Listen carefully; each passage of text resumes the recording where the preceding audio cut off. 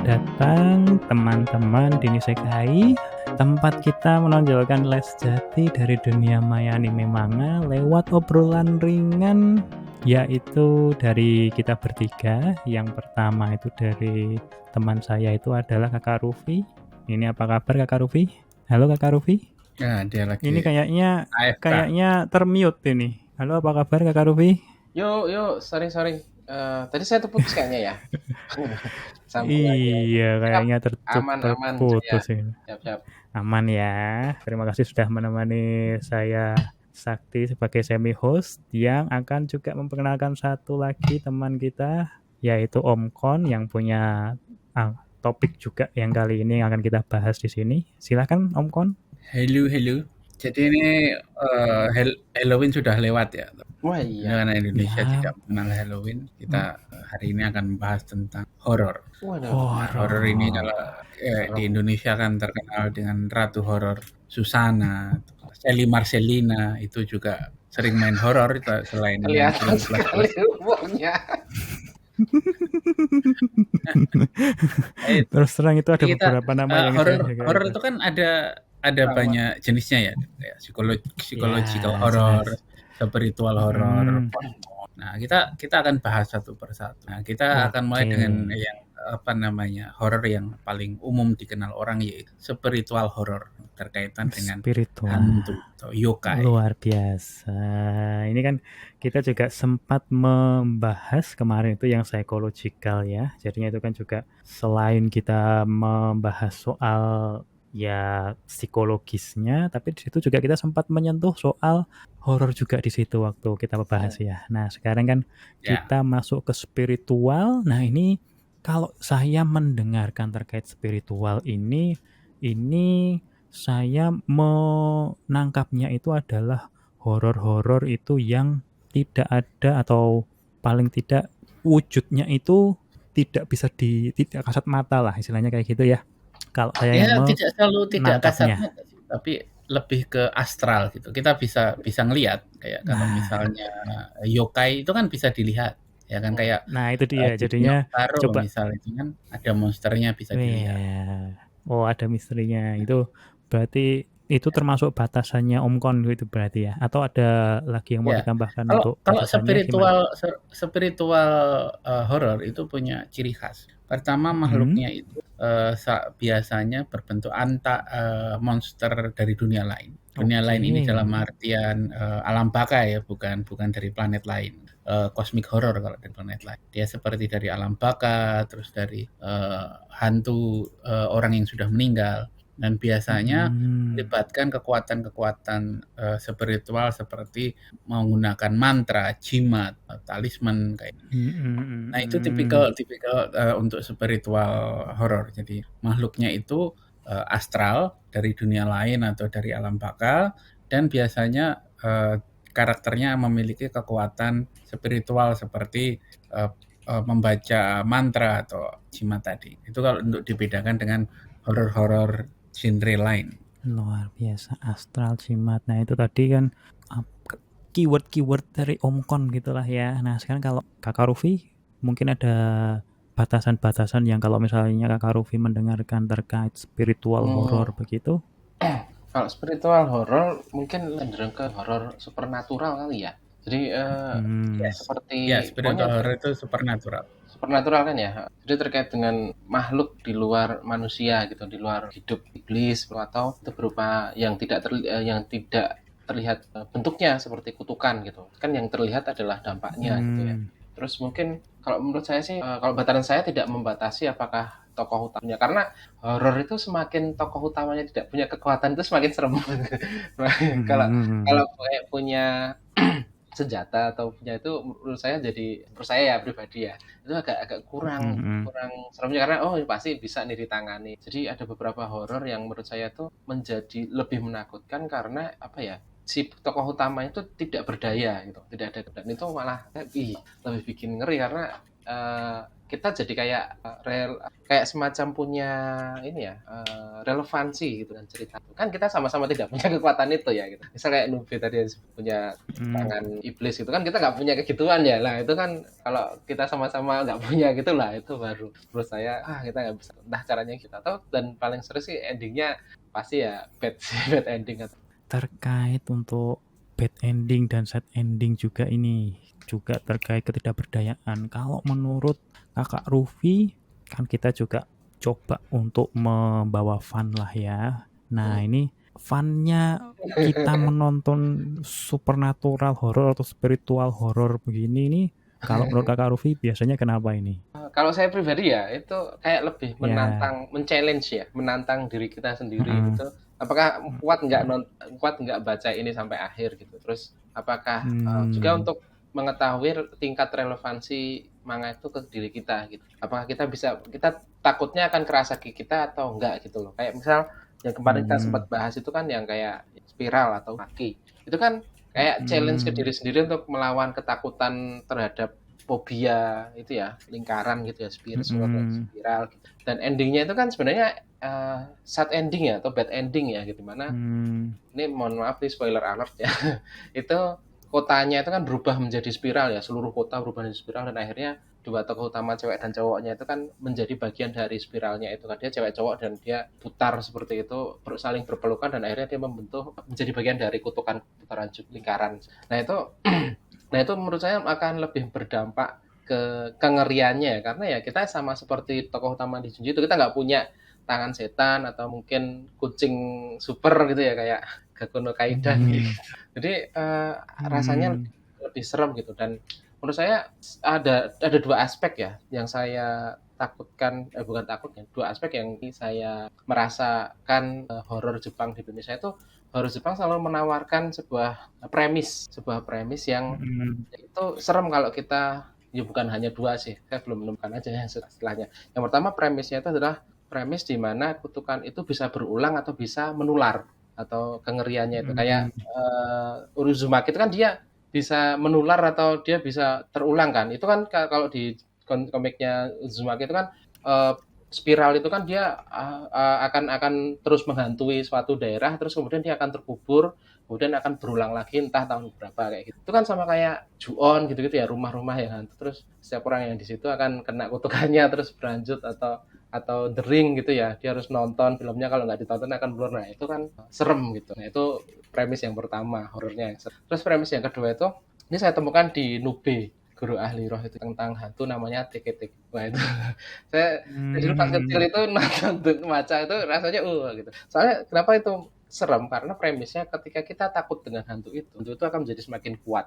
dan ketika kita berani, hantu itu akan melemah kayak gitu. Nah itu susahnya padahal kan kalau kita nonton film hantu sebagai anak kecil kan pasti takut ya gitu, dan hantu itu menjadi lebih kuat. Nah itu yang serem, dan mungkin premis-premis seperti itu yang mungkin jarang atau mungkin tidak kita temukan di horor Indonesia, yang kadang nggak membicarakan premis, yang penting serem aja gitu. Kamu berbuat seperti ini, kamu akan didatangi seperti ini gitu. Nah di Jepang itu menawarkan premis-premis yang kita mendengarnya aja udah agak ini kok ngeri ya. Kita lewat rumah yang berantu aja kita ikut-ikutan ini kena kutuk gitu kan serem ya gitu ya. Cuma mungkin ketemu sama orang pemilik rumahnya juga ikutan itu kena apa bagian dari rumah itu, misal lewat pagarnya buka kita tutup juga akan kena kayak gitu-gitu. Wah itu apalagi nonton filmnya. Nah itu kayak juga. Nah hal-hal seperti itu yang membuat horor menurut saya mengerikan. Ini terlepas dari itu film ya, tapi di manga pun juga ada. Itu sih Kak. Oke, itu tadi menurut Kakak Rufi apa enaknya itu adalah men-challenge diri begitulah ya. Nah kalau menurut Om Kon ini apa yang biasanya Om Kon coba cari di anime manga horor spiritual begitu? Saya baca manga sama sih untuk biasanya kan tertariknya gitu, baik dari desainnya, dari storytelling. Ada menambahkan dengan yang dikatakan Kak Rufi tadi kan, kalau misalnya tokoh utama itu nggak punya power, itu akan lebih menarik. Dan kebetulan salah satu manga horor favorit saya itu memenuhi kriteria itu. Jadi judulnya adalah Miruko-chan atau Girl Who See.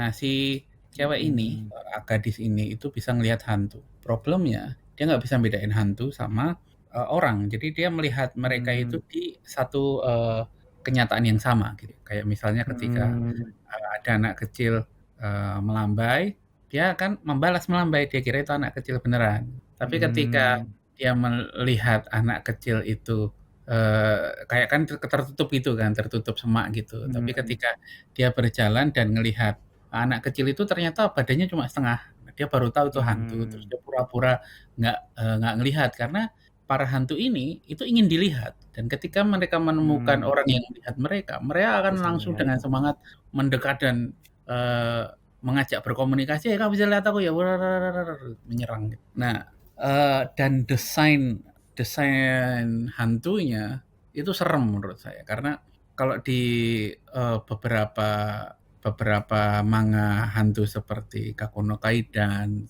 Nube atau yokai itu kan kelihatan fantastik kayak itu sesuatu yang terpengaruh dengan budaya Jepang. Sedangkan hantu-hantu pada manga Miruko ini itu universal maksudnya. Jadi kayak misal orang manusia biasa, tapi ketika dia mendekat kepalanya jatuh, menggelinding dan ngajak. Itu kan itu universal sekali gitu.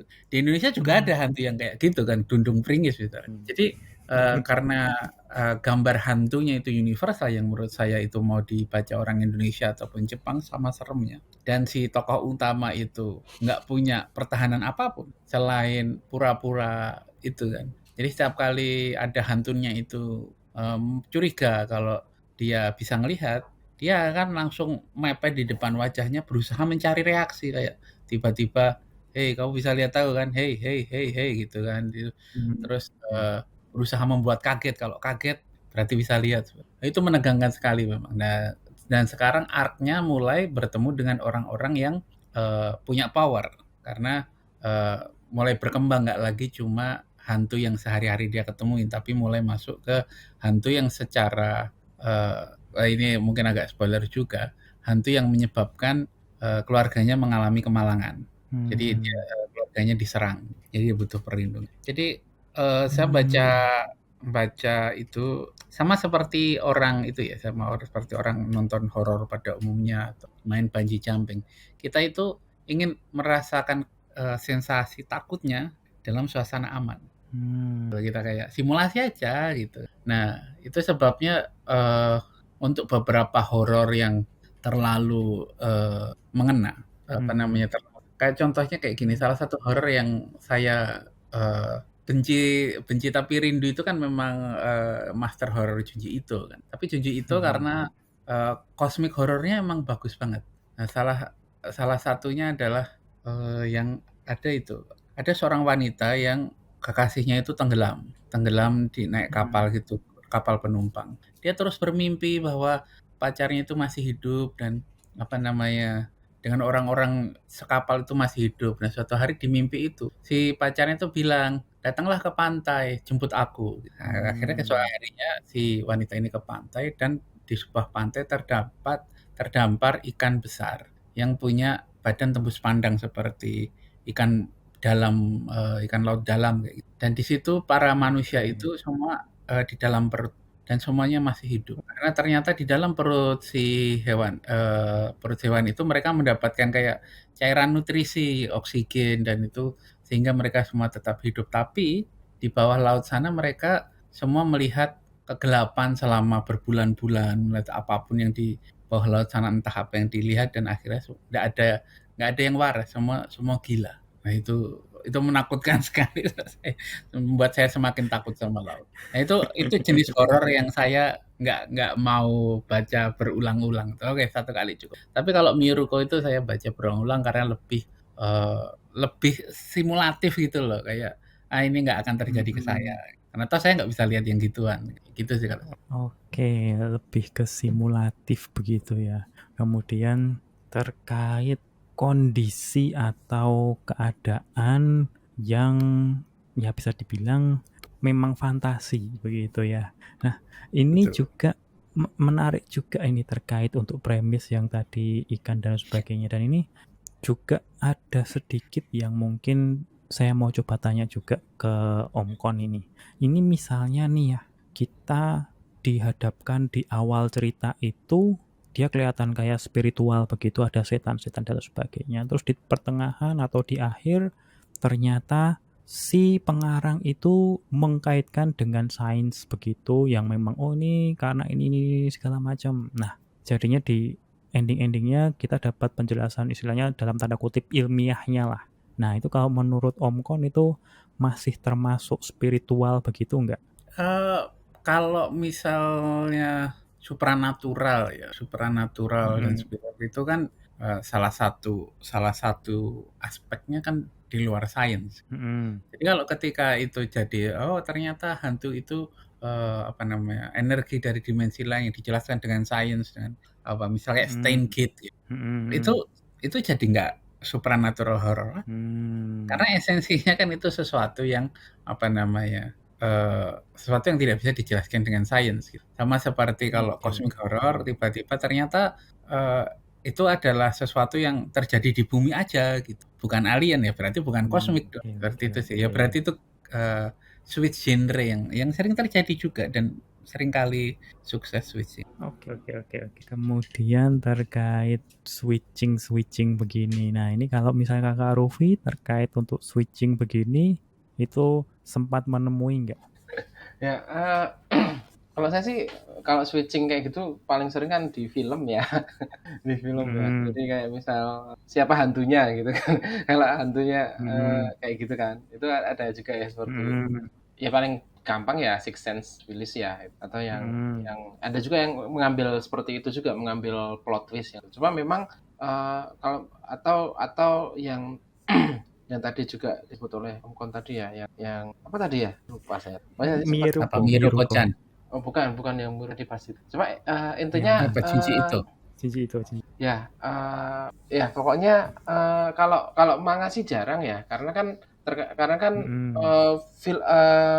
ceritanya itu panjang gitu ya. Biasanya kalau mau di plot twist, dipatah di akhir itu akan bisa diamuk masa sih. Itu hanya bisa mungkin untuk film, untuk anime ya, atau manga yang mungkin nggak panjang gitu, bisa kita short ya. Yang biasanya saya tonton kan yang agak panjang gitu. Itu saya belum nemu sih yang seperti. Tapi kalau menurut saya pribadi, kalau memang animenya panjang, pasti juga di awal tetap dia akan kategori horor spiritual sih. Baru nanti misalnya dia udah jalan nih berapa chapter gitu kan. Kalau misalnya dia lama gitu, 100 chapter baru patah di akhir, itu tetap mungkin di awal tetap dia akan di animalist tetap namanya horor, karena terlalu panjang untuk di awal udah ditulis misteri gitu ya. itu akan malah membuat kayak kenapa kok kayak gini ditulis ya kayak gitu kan. Pasti di awal di banyak database mesti dia ditulisnya tetap, dan saya kayaknya ini belum. Tapi kalau di film yang kan itu cuma 2 jam gitu ya, patah di air sering sih.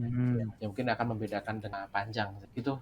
Ya, di film ada yang kalau The Sign apa ya kalau nggak salah, yang kita awalnya mengira itu hantu ternyata itu alien. Itu berarti geser dari supernatural ke kosmik. Oh, sama ini Interstellar juga gitu kan. Interstellar kan di awal-awal kan dia buku jatuh gitu kan. Iya nggak sih pas itu? Ini spoiler alert ya, tolong spoiler alert banget ini. Udah bertahun-tahun mah nggak apa-apa.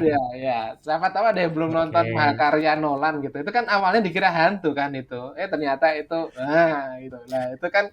Cuman kan dari judulnya sebenarnya Interstellar itu sudah ada clue-nya lah sebenarnya. Nah, Interstellar lah kayak gitu-gitu. Kalau itu akan banyak gitu. Cuma kalau manga anime yang bisa beratus-ratus chapter, kalau di awal udah nggak sesuai dengan itu pasti akan ketahuan. Kayak membuka inilah twist-nya di akhir. Oke. Cuman memang kadang misalnya terkait untuk switching begitu, itu memang bisa juga memang menambah horornya juga lah. Bisa jadilah seperti itu. Karena kalau aku melihat yang teringat jelas itu waktu di game sebenarnya, Resident Evil sebenarnya. Jadinya kayak ini ada kutukan segala macam, ada zombie lah, ini apa segala macam. Oh ternyata ada ininya dan sebagainya, dan menghubungkan dengan dengan sains, kayak misalnya untuk yang terakhir itu dia ada jamurnya lah, misalnya kalau nggak salah itu jamur atau apa itu ya, kayak ya itulah pokoknya ada penjelasan ilmiahnya juga. lah yang ya itulah yang bisa menjelaskan oh ini ternyata karena ini, oh ini ada ininya, tapi juga dari situ bisa ada suatu layer lagi value atau suatu layer arti yang kita bisa dapat setelah kita tahu oh ini karena apanya. Ya memang jadinya memang mungkin bukan lagi horor spiritual begitu, tapi ya sesuai dengan keinginan pengarangnya lah. Dan kita membicarakan switching, kita juga jangan lupa untuk kita switching untuk mengabarkan produk dan jasa yang mendukung program ini.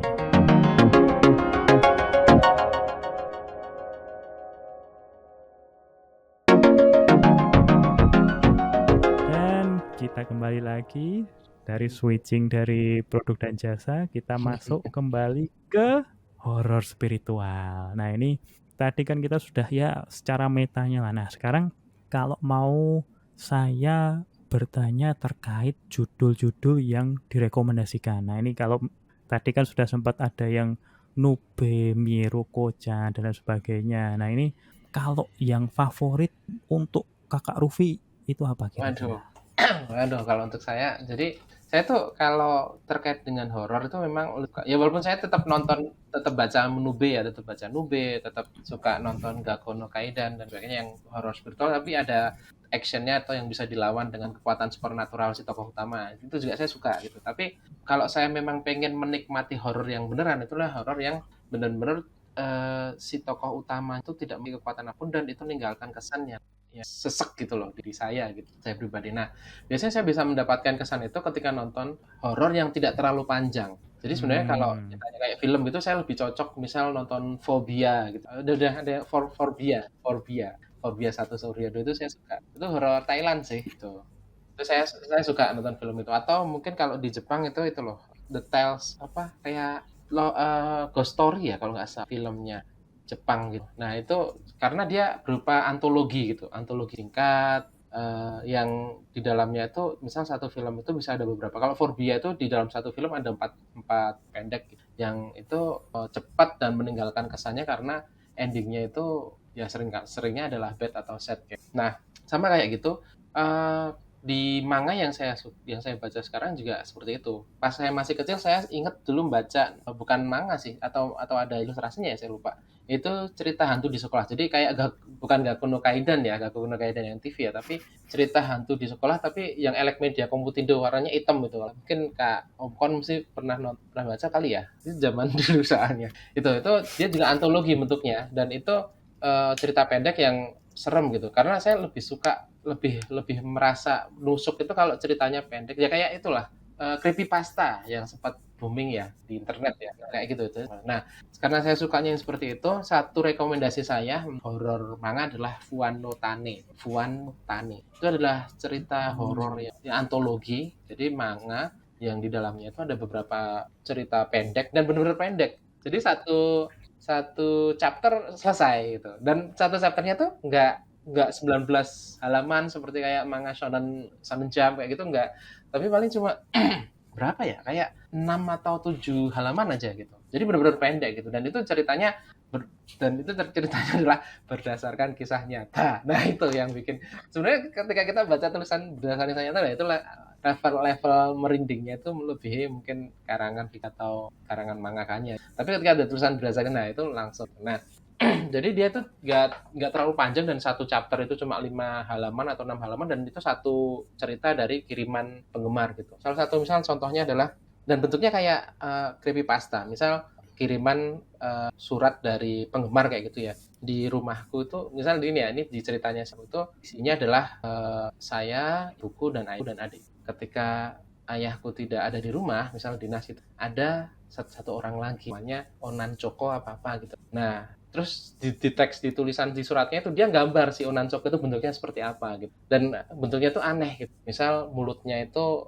kan kalau kita mulut kan menyamping ya dari kiri ke kanan. Nah, itu mulutnya tegak gitu dari atas ke bawah gitu. Terus matanya juga sama kayak gitu. Sebelahnya tapi yang sebelahnya seperti ini wajahnya digambar jelek banget. Terus kan orang tuanya ya nggak percaya kan orang itu hidup biasa kayak gitu sampai pada suatu hari mereka foto bersama Dan kemudian di belakangnya itu kan kayak ada rumah kayak bangunan kayak gitu. Nah, dia ada foto yang mirip dengan si setelah itu kami pindah dari rumah itu kayak gitu. Nah, cuma gitu doang gitu. Itu kan serem ya. Kita, waduh, ini berarti yang dimaksud oleh si anak ini bener gitu. Itu. Atau kayak misal yang serem misal gini, ada satu chapter juga yang serem misal di sekolah dia nemu kotak makan, kotak bekal gitu ya, kotak bekal bento ala Jepang itu yang bentuknya kotak gitu. Ditaruh di atas mejanya seseorang, si tokoh utama di chapter itu, gitu. Si cowok gitu kan. Dia di atas mejanya tapi di situ tulisannya bukan untuk dia. Misal dia namanya si A, ditulisnya di kotaknya itu tulisannya ini untukmu B gitu, si B gitu kan. Terus walaupun dia bukan untuk si A tetap membawa pulang kotak itu karena kotak itu diletakkan di mejanya gitu kan. Terus pas pulang sampai di kamar dia ketemu sama temennya satu kos gitu kan. Terus lo itu kan punya katanya ditulisnya di situ kan untuk si B gitu. Kenapa kamu bawa pulang? Lah ini tapi ini di atas meja saya gitu kan. Gitu bagaimana kalau kita dibuka ternyata isinya coklat gitu. Terus dimakan itu sama si temennya langsung makan. Wah, rasanya enak sekali gitu. Loh itu kan bukan punyamu, ini aku yang nemuin. Terus si A makan juga gitu. Wah, rasanya enak sekali gitu. Habis itu terus nggak ada terjadi di malam itu nggak ada yang terjadi apa-apa kan. Terus habis itu mereka sekolah seperti biasa. Pas di sore harinya dia pas duduk di mejanya sudah ada tulisan, terima kasih sudah mengatakan bahwa coklatku enak, sekarang kamu adalah si Beko selanjutnya kayak gitu. Nah gitu doang. Tapi kan bikin ada rasa wah siapa dia, kenapa dia bisa tahu gitu, dan ternyata dia menjadi si B selanjutnya. Nah hal-hal kayak gitu yang membuat meninggalkan kesan, terus ditambah itu sebuah kisah nyata, itu menurut saya salah satu formula untuk kita membuat orang merinding gitu sih. Ini jadi kayak ya kayak kayak pertemuan di campfire gitu ya, di api unggun gitu ya. Ya, Kayak kemudian next-nya adalah Om Kon ini, yang favoritnya, cerita yang favorit gitu kan tadi yang dari Kakak Rufi. Kalau Om Kon? Enggak. Kalau yang saat ini favorit dan masih ongoing itu kan Miruko tuh. Sayangnya karena dulu dia mingguan, tapi karena story arc-nya itu makin panjang, itu akhirnya dia dirubah menjadi setahun cuma 12 chapter ya. Menyiksa sekali menunggu. Itu Miruko-chan recommended banget. Dia tidak gore, tidak berdarah-darah. Ya adalah standar lah darah. Body horornya juga nggak berlebihan, tapi menakutkan dan kita kasihan terhadap tokoh utamanya, empati terhadap tokoh utamanya tuh dapat banget Miru. Terus ya kalau untuk horor lainnya kebanyakan sekarang itu kan ya mix genre kayak horor tapi battle horor yang sifatnya antologi seperti kisah hantu di sekolah itu beda sama Kakono Kaidan ya, bukan Ghost at School. Itu yang salah satu bagian penting dari horor itu adalah endingnya yang open ending. Seperti yang diceritakan Kak Luffy tadi, apa namanya, misal tulisan bahwa sekarang kamu adalah Shige selanjutnya. Terus udah, kita nggak tahu ini selanjutnya gimana. Bisa makin hancur atau bisa membaik kan kayak gitu kan. Itu yang memberikan impact, salah satu yang membuat horor itu begitu menarik adalah endingnya itu salah satu faktor utama dari daya tariknya karena berbeda dengan cerita-cerita lain yang dimulai dengan pembukaan, terus pengenalan, prolog atau eksposisi, terus konflik, puncak konflik, solusi, terus turun. Horor biasanya itu berhenti di puncak konflik. Kayak hampir selalu kayak cliffhanger gitu. Jadi kayak misalnya hilang, tidak pernah ditemukan lagi. Udah lah, terus gitu kan. Dan kita makin bertanya-tanya, makin jadi impact di kepala kita. Kalau untuk horor, jarang sih sekarang ya saya nemu horor yang bagus. Paling kalau misalnya yang campur-campur, Tokyo Ghoul itu masuk kategori horor ternyata. Parasite Ya. horror action ya. Ya. Dan kadang-kadang kalau misalnya lagi nemu Junji Ito yang kosmik itu saya baca. Kayak Death Star apa gitu loh. Jadi itu bumi itu akan ditabrak sama sebuah bintang. Coba ntar Junji Ito Remina, Junji Ito Death Star Remina. Jadi itu sebuah bintang yang ternyata hidup kayak Ego on the Planet gitu. Dia itu memakan planet dan sedang mendekat ke bumi. Nah, yang bikin horor itu adalah itu belum kejadian tapi akan kejadian gitu. Kayak kita tahu itu akan kiamat. Nah, desperate-nya orang-orang ketika posisi kiamat itu ada yang berusaha mengorbankan manusia, ada yang kiamat sudah nggak perlu peduli sama hukum, udah kita rampok, kita apa. Itu juga bagus banget itu Remina recommended. Kalau saya itu Miruko sama Remina. Star Remina. Kayak Don't Look Up ya berarti ya premisnya ya. Iya, kayak Don't Look Up. Tapi bedanya kalau Don't Look Up kan itu kocak. Bulannya bulannya ya memang bulan. Ini ternyata bintangnya itu makhluk hidup. Di situ dia diceritakan sampai memang jatuh begitu atau gimana? Atau kayak seperti kata Om Kon yang itu sampai cliffhanger aja? Sampai cliffhanger aja. Berarti nggak sampai menabrak bumi gitu ya? Iya sih, belum sih, saya belum. Oke, itu tadi berarti favoritnya Om Kon itu ya, Remina Death Star. Nah, kalau saya ini ada yang horor juga, yang favorit saya, dan ini saya mau tanya juga ke Om Kon, ini menurut Om Kon ini termasuk yang spiritual horor apa enggak? Nah, ini horornya itu horor dan action juga, yang menurut saya itu termasuk yang mewakili, walaupun mungkin horornya bisa dibilang kurang dari 50% lah, nggak mayoritas, yaitu Demon Slayer.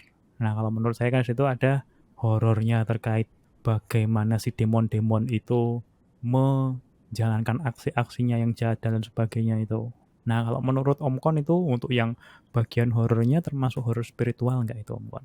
Demon Slayer nggak masuk kategori horor sih menurut saya. Jadi memang si demon dalam artian apa ya? Kayak Free Ren itu kan. Free Ren melawan Demon King itu kan tidak horor dia. Itu bukan hantu. Maksudnya demon ini kan bukan hantu. Jadinya menurut saya Demon Slayer bukan horor. Karena memang secara struktur story itu pertarungan antara ras A dan ras B gitu. Demonnya sendiri kan tidak berasal dari dunia lain, tapi berasal dari mutasinya Muzan kan. Karena kan kalau dari pikiranku itu adalah dari si Muzannya itu bagaimana dia tuh sangat powerful banget itu, terus kita melihat efeknya ke dunia itu bagaimana mereka menjalankan aktivitasnya lah yang menurut mereka standar dan sebagainya itu ternyata sangat benar-benar sangat biadab.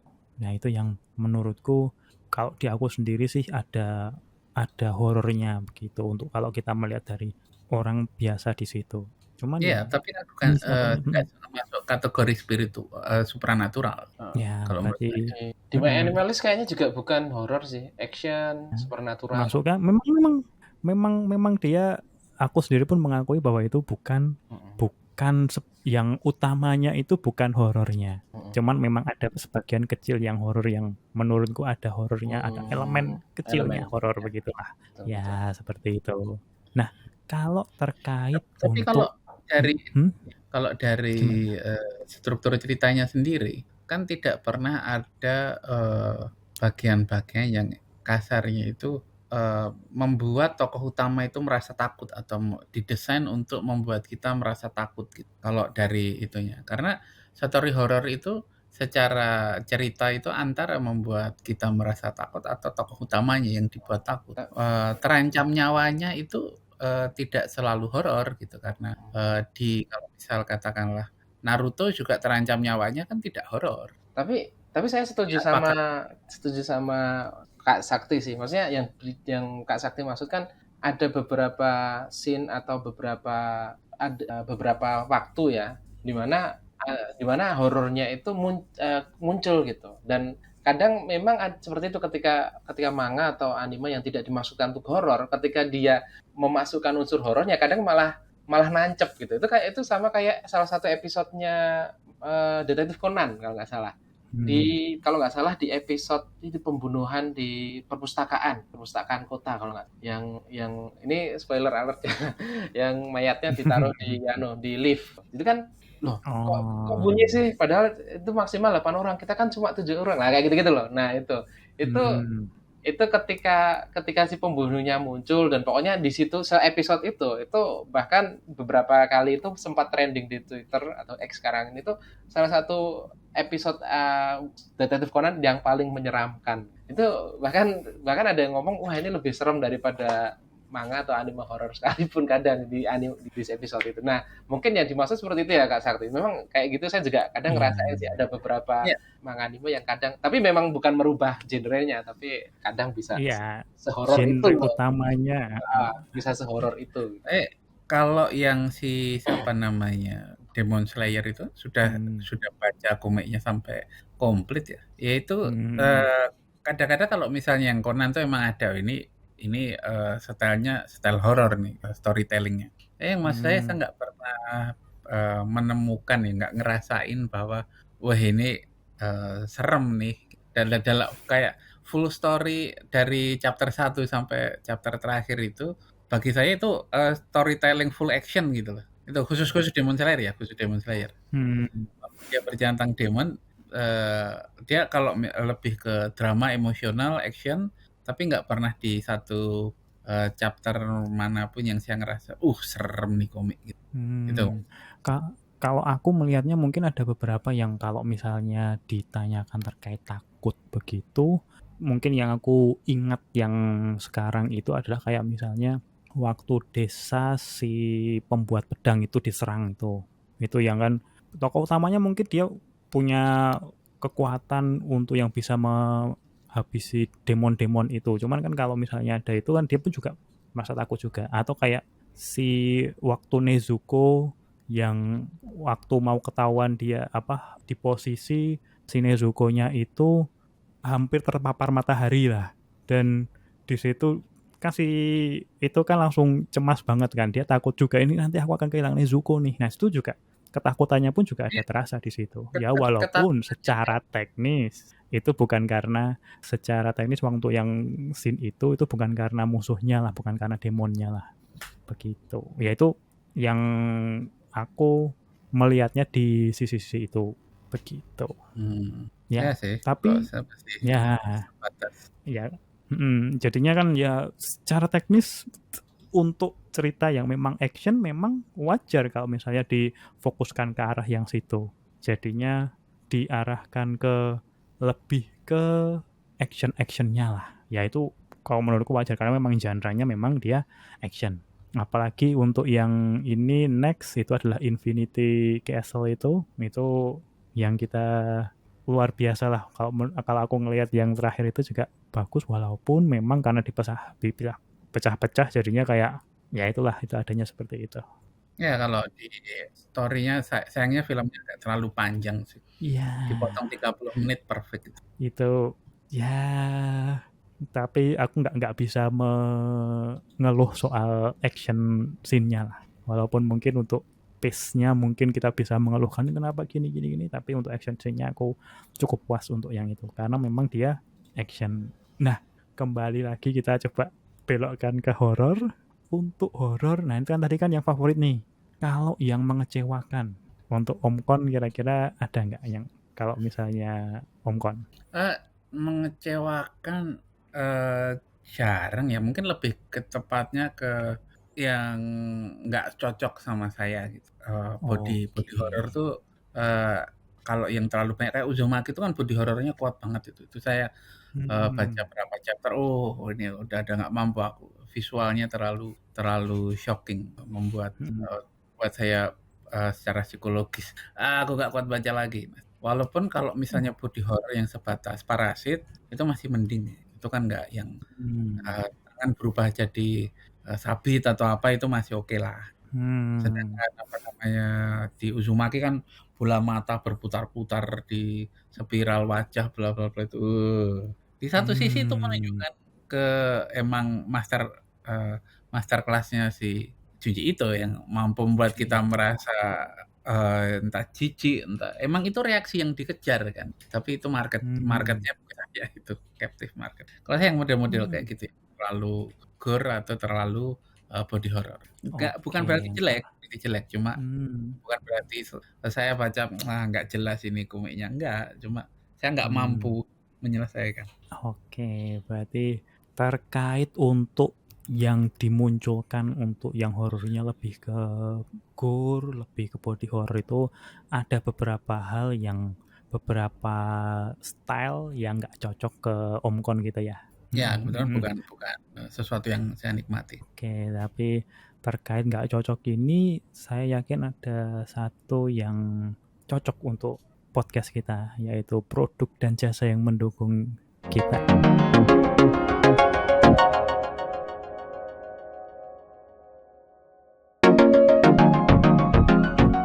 Dan kita balik lagi terkait untuk hal yang mengecewakan. Nah, ini kan tadi kan kalau Omkon itu body horror dan gore. Nah, kalau misalnya Kakak Rufi, ini kira-kira apa ini yang mengecewakan atau mungkin yang nggak cocok begitu?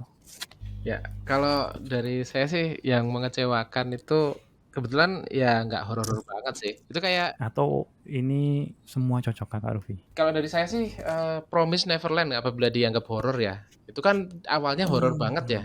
Ya itu. Ya, And ternyata Iya. kedepannya aduh turun-turun. Jadi ekspektasinya dari yang tinggi ya, itu sangat turun-turun. Itu kan iblis ya. Jadi saya pikir itu supernatural juga. Tapi ketika sudah ke ini spoiler alert lagi ya.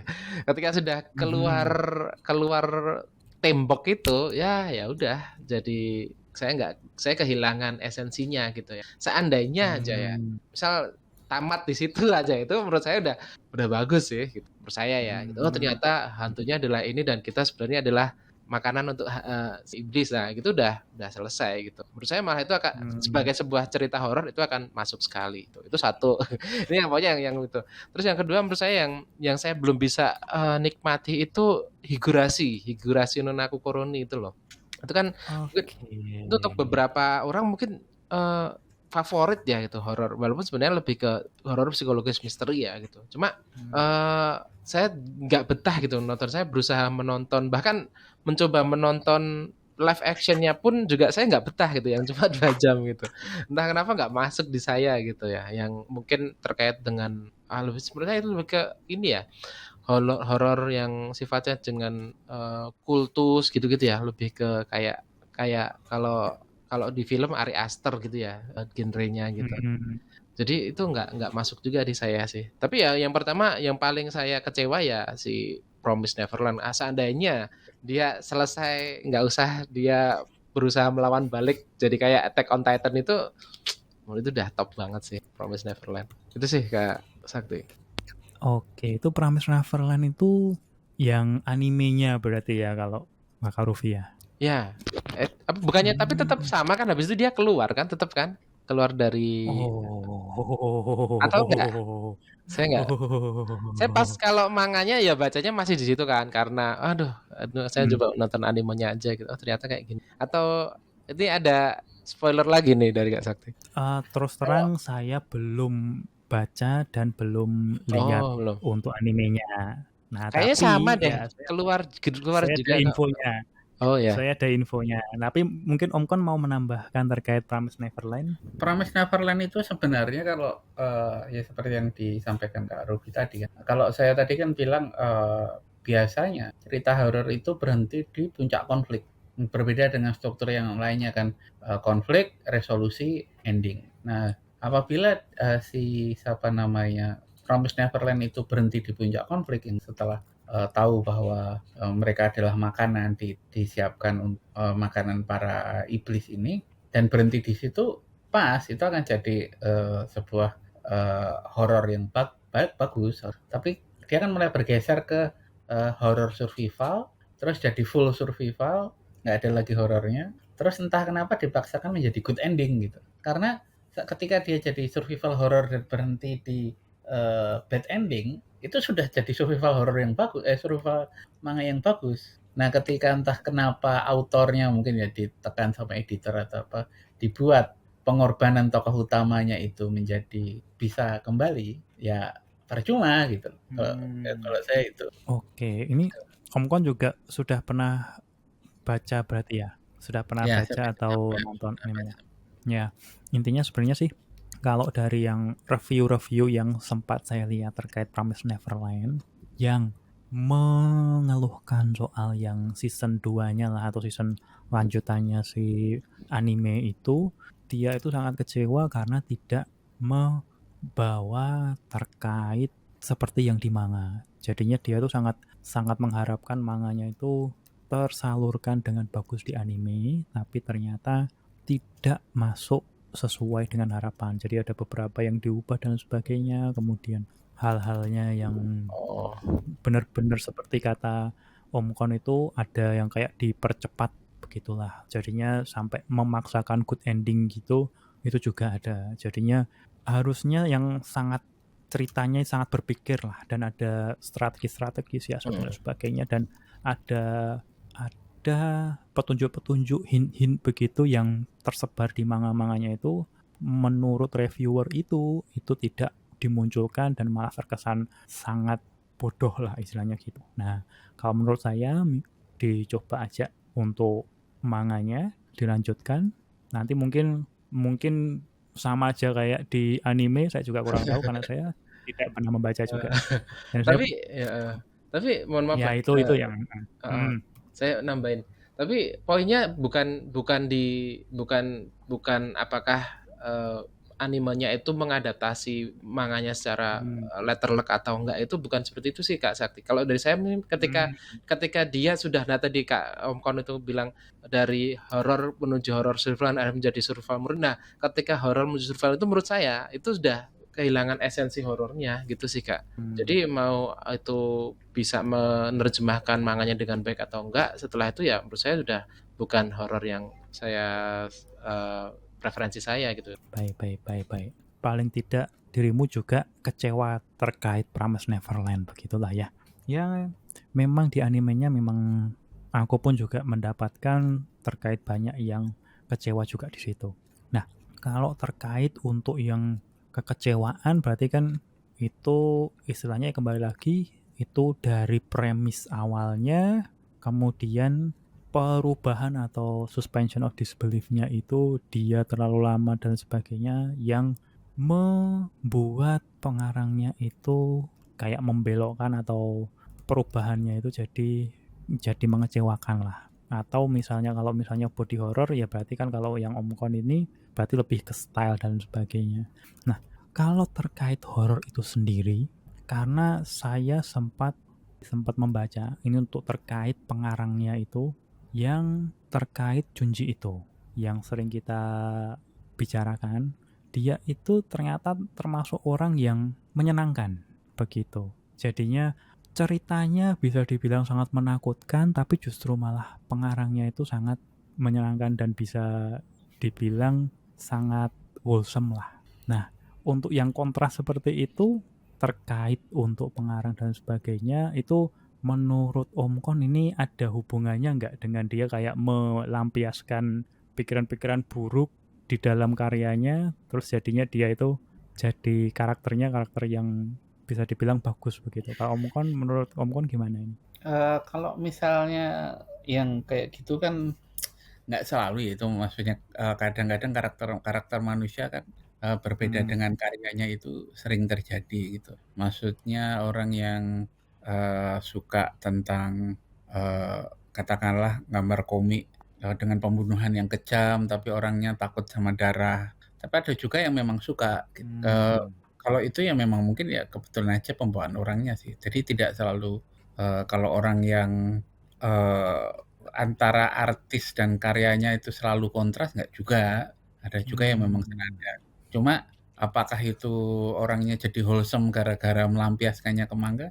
Ya belum tentu juga karena skill setnya dia kan memang di situ. Kadang-kadang juga ada juga yang sifatnya kejam kayak pengarangnya Attack of the Titan itu. Dia bilang seperti emang sengaja karena aku ingin kalau bisa aku ingin mengumpulkan air mata para pembacaku dan ku minum tiap pagi gitu. Dia emang sengaja membunuh tokoh favoritnya karena dia tahu ini akan pembacanya menangis. Hal seperti itu. Apakah itu membuat dia jadi psikopat? Ya enggak juga sih karena saya yakin sebagai author dia tahu bahwa ini emang arah yang lebih baik untuk story-nya. Mungkin ya cuma sekedar bercanda.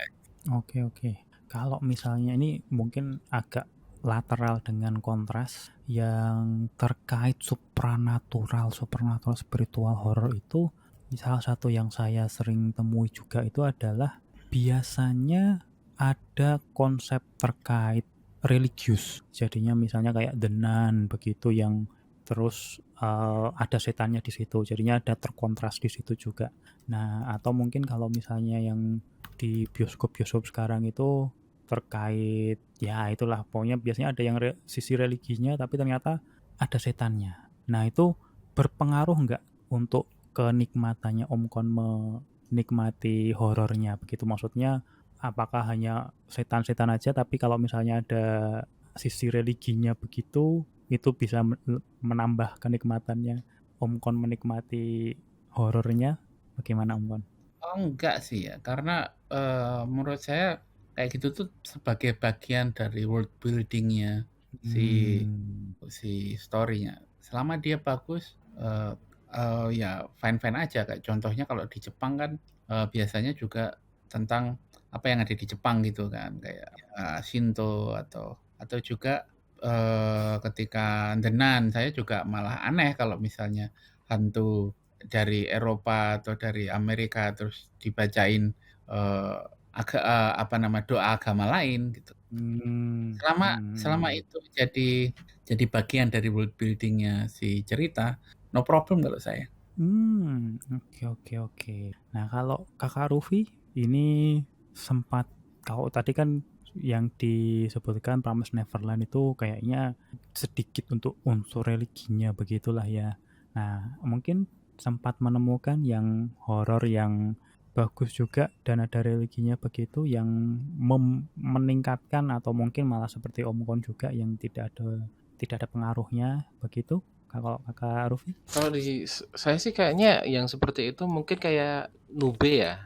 Jadi Nube itu kan dia menggunakan bacaan atau mungkin kitab agama tertentu untuk bisa mengalahkan musuhnya gitu. Ya seperti kata dikatakan Om Kon ya. Dan itu relevan dengan tempat dan latar setting dari Nube-nya sendiri gitu. Tapi kalau di saya sendiri kalau itu kan memang ada pesan yang seperti itu kan gitu, pesan yang dimana kita masih bisa menyerahkan ini pada sesuatu yang lebih kuat gitu ya, maksudnya yang maha kuasa, kemahakuasaan untuk bisa melawan energi jahat seperti itu kan terjadi mungkin di Nube, kemudian di Gakkou no Kaidan yang TV itu ya,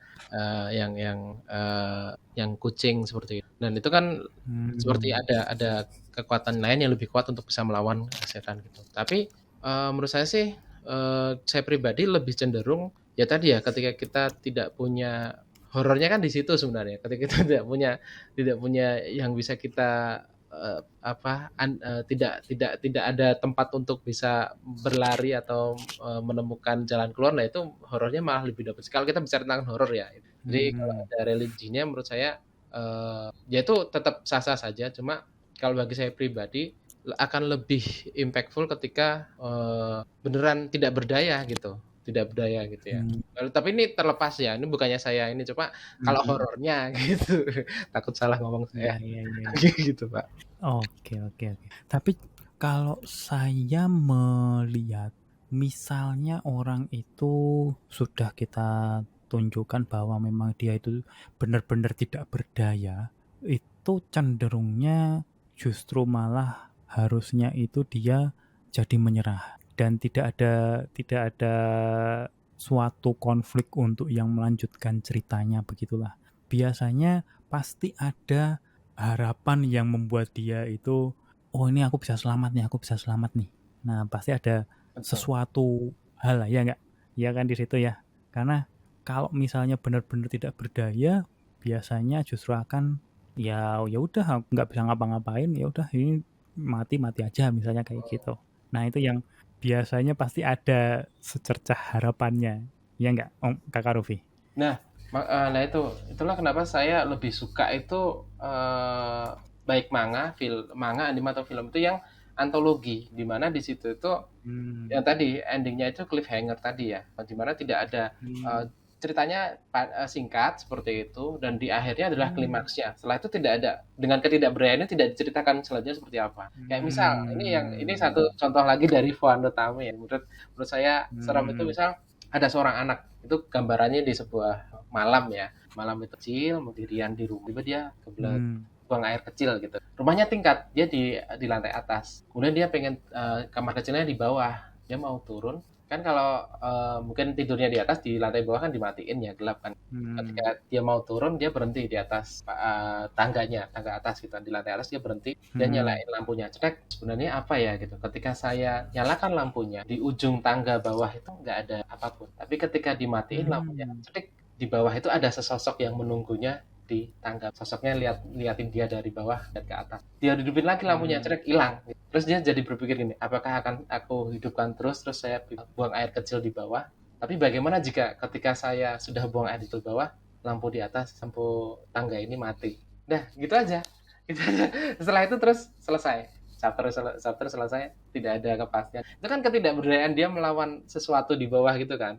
Dia hanya bisa bergantung pada lampunya. Tapi kalau dia turun ke bawah terus tiba-tiba orang tuanya yang lampu tiba-tiba mati, atau mati lampu, atau pemadaman gitu, dia bakalan menangis tuh di bawah gitu. Ya, kayak gitu aja, tapi nggak ada penyelesaian atau konklusi itu gitu. Tapi cuma berakhir di situ aja. Nah, itulah yang menurut saya menjadikan Fuan Tame itu salah satu manga yang paling saya rekomendasikan untuk kita menikmati horor yang sesungguhnya, karena dia cuma antologi, cuma satu chapter untuk satu cerita, dan itu konon ya, itu tulisan di bawah itu berdasarkan cerita nyata gitu. Soalnya di bawah itu biasanya ada tulisan tahun kejadian dan lokasinya gitu. Misal tahun 1984 Seigaku maksudnya Tokyo gitu, atau 2002 gitu, mana gitu. Jadi itu yang manga ini itu yang saya maksud seperti itu, bukan dia dikejar terus sampai ke endingnya mati gitu, enggak, mengambang lah gitu kan. Oke. Ya, kalau tidak berdaya kan bukan berarti pasrah kan ya. Kayak Ibu Biruko itu kan si gadis yang bisa lihat itu kan, dia hanya bisa lihat, dan si hantu-hantu ini bisa melukai dia, tapi dia nggak bisa melawan hantunya.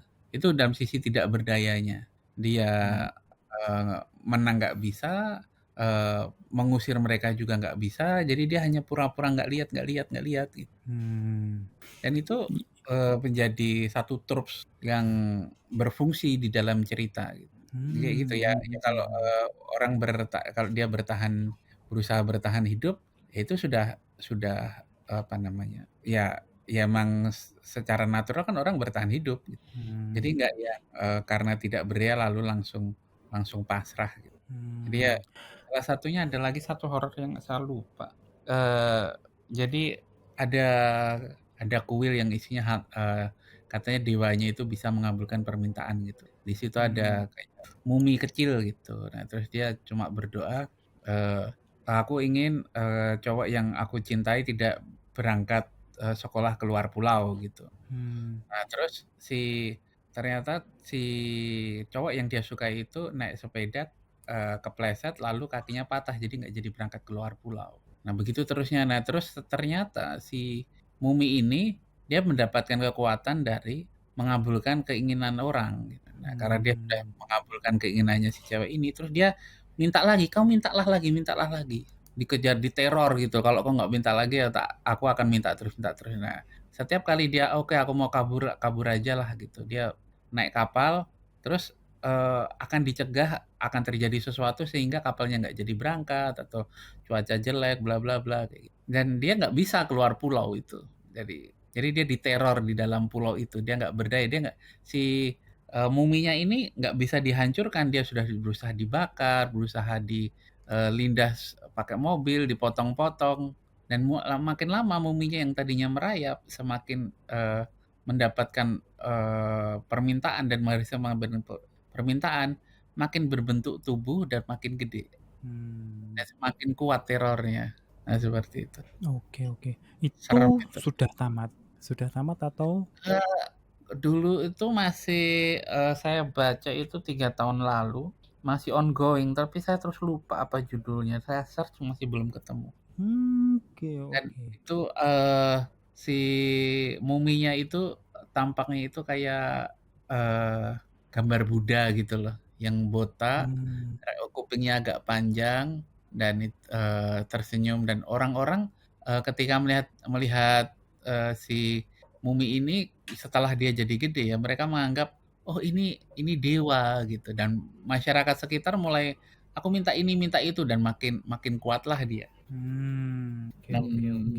belum ada apa namanya, belum ada plot yang menggambarkan itu akan berakhir seperti apa. Mmm, Karena ya, si hantu mumi ini favoritnya tetap orang yang meminta permintaan dia pertama kali. Karena itu makanan mmm, paling bergizinya, yang lain cuma snack gitu. Jadi dia terus meneror itu untuk minta permintaan. oke. Berarti ini terkait untuk penteroran berarti ini masih belum belum ketahuan itu ending-nya seperti apa. Tapi ya secara teknis ini sesuai dengan yang Om Kon inginkan karena berhenti di klimaksnya lah istilahnya begitu ya. Iya, beriklim. Ya, jadi kalau terkait untuk horor, itu sebenarnya kalau dari saya sendiri, itu saya termasuk yang tidak secara sengaja untuk mencari horor. Dan kalau untuk horor yang terakhir kali saya nikmati itu adalah yang Nope dari Blumhouse. Itu yang horor terakhir lah. Karena lebih ke arah premisnya yang saya penasaran. Dan memang tadi kan satu hal yang sempat disebut bahkan dari awal itu adalah untuk memuaskan rasa penasaran. Nah, itulah yang memang terkait untuk horor itu kalau yang bisa saya tonjolkan value-nya itu adalah biasanya kita bisa mencari atau kita bisa menemukan lah sesuatu premis-premis yang bisa di luar dugaan. Itu yang kalau menurut saya dari yang obrolan sekarang ini. Nah, untuk Kakak Rufi mungkin ada yang mau ditambahkan atau mungkin ada value yang ingin ditonjolkan terkait horor spiritual begitu? Ya, sebenarnya kalau horor spiritual itu kan itu kembali lagi relevansi ya, referensi kita ya. Hmm. Sesuatu tidak semua orang itu memiliki ketakutan yang sama. Ada yang takut terhadap fobia, ada yang kecemasannya itu beda-beda gitu. Horor ini bisa bisa sangat menakutkan bagi sebagian orang, tapi juga mungkin bagi orang yang mungkin tidak percaya sama sekali gitu ya. Kita nggak tahu, mungkin ada seperti yang dia nggak akan merasa juga takut. Tapi yang jelas adalah ketika kalau bagi saya pribadi, ketika saya membaca horor yang antologi tadi ya, yang Rivo Anotami. Sebenarnya Nube juga seperti itu ya. Nube itu kan dia setiap atau Gakko no Kaiden itu kan setiap episodenya atau setiap chapternya itu kan berhadapan dengan jenis hantu dan horor yang berbeda-beda ya. Sebenarnya mirip seperti itu, tapi sayangnya kalau Gakko no Kaiden dan Nube itu kan ada actionnya. Nah, kalau Wano Tame itu dia kan bentuknya antologi tapi berdasarkan kisah nyata yang dia endingnya cliff. Nah itu menurut saya ketika bentuknya antologi kita menjadi lebih mudah menemukan horor yang sesuai dengan relevansi kita gitu. Beberapa chapter tuh ada Hmm. yang saya nggak ini sih saya nggak dapet horornya, saya nggak dapet horornya. Tapi kadang wah ini dapet nih horornya karena kita relevan gitu kayak yang tadi si anak mau turun ke mau pipis itu kan kita mengalami terus ya gitu ya. Tapi sayangnya kadang rumahnya ada yang satu lantai jadi nggak kelihatan. Tapi kalau yang rumah dua lantai kan kadang seperti itu ya. Dulu saya juga kayak gitu. Saya pernah nginep tempat bude saya tidurnya di lantai atas dan kalau mau pipis turun ke lantai bawah. Nah lantai bawahnya dimatiin lampunya. Itu mirip gitu. Saya jadi wah ini sama kayak saya dulu gitu. Tapi lah hal-hal seperti itu yang akhirnya menimbulkan ketakutan. Nah dengan adanya antologi kan kita bisa oh ini nggak terlalu relevan, oh ini nggak relevan, nah ini takut ini karena ada juga yang sebenarnya nggak relevan tapi juga menakutkan karena premisnya. Misal dia foto bareng-bareng ya ketika mungkin rekreasi liburan musim panas itu dia foto bareng-bareng sama teman-temannya, kemudian fotonya dicetak. Terus ketika dicetak dia merasa ada yang janggal gitu. Ketika fotonya itu dibalik itu seluruh fotonya itu pemandangan di belakang dan teman-temannya di bawah gitu kan dia foto di kayak danau atau gunung gitu ya di belakangnya gitu dan dia beberapa orang di bawah gitu kan itu ketika dibalik itu membentuk wajah wajah perempuan. Dia baru menyadari itu ketika fotonya udah jadi. Kemudian dia ditunjukkan ke temennya. Ada yang aneh nggak ini gitu? Oh nggak ada yang aneh gitu. kamu baru tahu kalau ini baru akan aneh ketika foto ini dibalik. Terus dia dibalik, fotonya kan dibalik kan, terus ditunjukkan temennya. Enggak, saya nggak melihat ada keanehan. Kalian nggak melihat keanehan? Ini loh, ini matanya, ini hidungnya, ini mulutnya. Enggak, saya melihat nggak ada keanehan. Terus dia lihat lagi fotonya, foto yang tadi itu ada matanya, mulutnya itu yang tadi matanya itu diem biasa, tiba-tiba matanya menjadi kayak orang marah gitu. Dia langsung fotonya berubah, terus ditunjukkan temennya, ini fotonya berubah, matanya menjadi lebih marah gitu. Oh enggak, kami nggak lihat gitu kan, teman-teman nggak lihat. Terus dia lihat lagi fotonya gitu kan. Fotonya itu benar-benar yang tadi marah menjadi benar-benar sangat marah sampai kerut-kerutannya kelihatan, dan di saat itu fotonya bisa ngomong gitu. Jangan kamu beritahu mereka. Gitu. Udah tamat kayak gitu. Nah, itu yang sebenarnya itu nggak relevan, tapi ceritanya serem gitu. Nah, kadang kita bisa menemukan juga nggak hanya relevansi juga, tapi kadang kita bisa menemukan kayak mutiara horornya gitu kadang di beberapa chapter yang relevan, scroll tapi ketika balik gitu ya, tapi ketika kita nemu, wah keren ini, nah seperti itu. Mungkin itu menurut saya horor akan menjadi lebih mantap ketika dia bentuknya antologi, karena kita bisa menemukan mana yang relevan dan mana yang kalau tidak ya udah, kalau relevan nah itu pasti keren sekali atau menakutkan. Oke, itu tadi tambahan dari Kakak Rufi. Nah, sekarang kalau Om Kon, kira-kira apa yang mau ditonjolkan atau yang terakhir mau ditambahkan begitu, Om Kon? Iya, jadi horor yang bagus itu adalah yang membuat tokoh utamanya itu desperate, putus asa. Jadi itu yang apa namanya, bagian dari beberapa unsur yang membuat horor itu bagus atau tidak, yaitu problemnya bisa diatasi nggak. Semakin nggak bisa diatasi, semakin horor.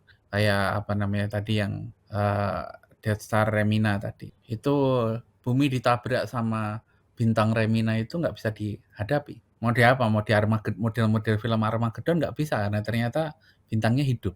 Dia ketika ditembak pakai nuklir menghindar. Terus kedua adalah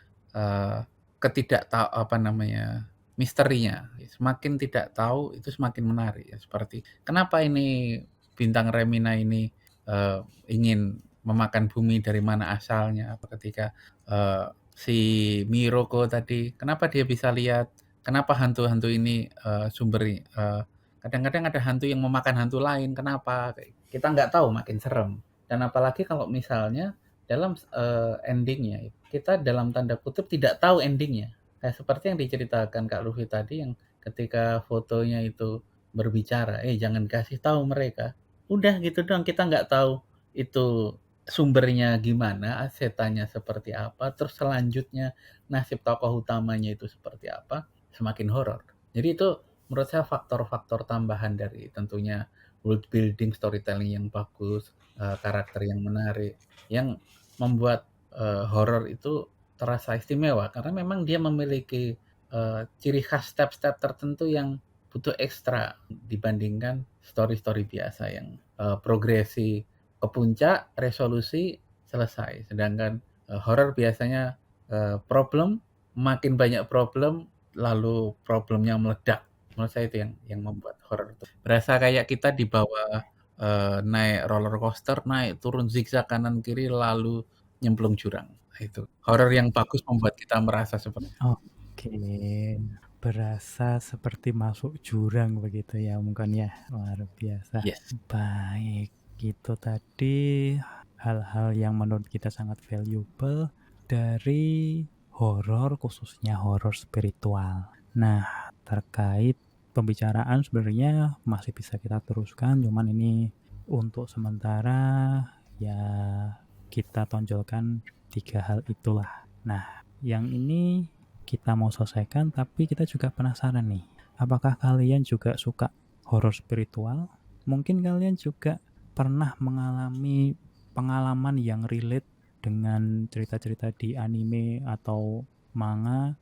Kemudian mungkin kalian ada judul-judul horor spiritual yang ingin direkomendasikan. Silahkan ditulis semuanya di kolom-kolom komentar ini. Tapi untuk sekarang, terima kasih sudah menemani kami mengobrol, and I hope you have a great day.